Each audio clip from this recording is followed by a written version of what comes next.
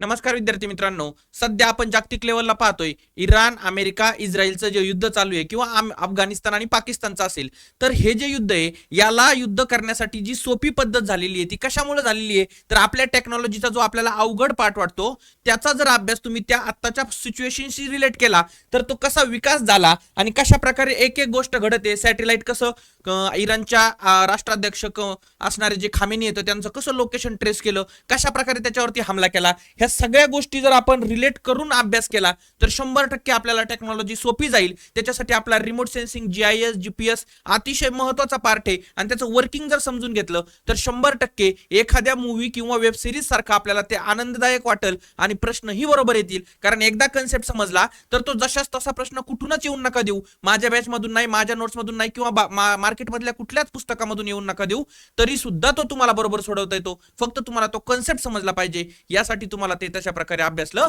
गेलं पाहिजे. त्यासाठी आपली बॅच टेक्नॉलॉजी उपलब्ध आहे. धन्यवाद.